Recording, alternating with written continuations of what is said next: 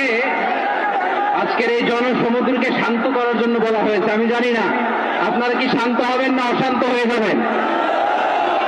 প্রিয় সুধী, মার্চ করতে যে লাঠি গুতা খেলা উষ্টা সব আমরা খেয়েছি, তারপরেও আজকের এই সোহরাওয়ার্দী উদ্যানের এই গণজামায়াতে এই জনতার মহাসমুদ্রে উপস্থিত হয়ে আমরা বুঝতে পেরেছি আজকের এই মহাসমুদ্র জনসমুদ্র ফিলিস্তিনের প্রতি, আল আকসার প্রতি বাংলাদেশের জনগণের ভালোবাসার বহিঃপ্রকাশ।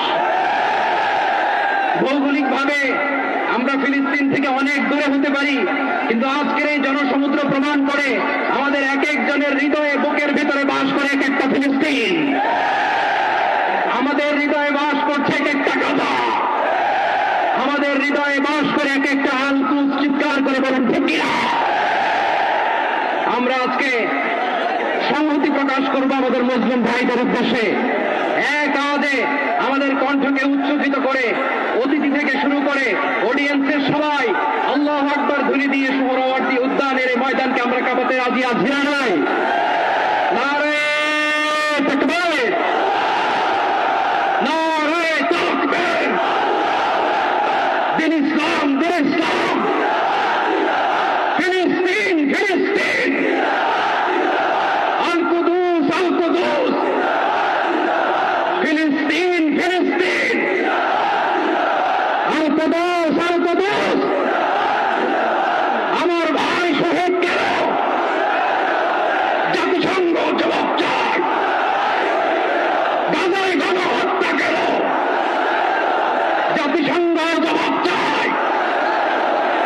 আমি যা বলি আমার সাথে আওয়াজ করে ইংরেজিতে স্লোগান করুন, free free Palestine, free free Palestine, free free Al Aqsa. 1 2 3 4, genocide no more, from the river to the sea, Palestine will be free. নারে তাকবীর। ওমা আলাইনা ইল্লাল বালাগ। আসসালামু আলাইকুম ওয়া রাহমাতুল্লাহি ওয়া বারাকাতুহু।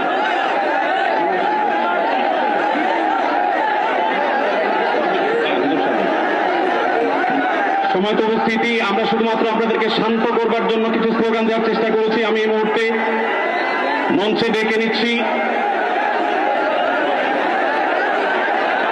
বাংলাদেশ জাতীয়তাবাদী দলের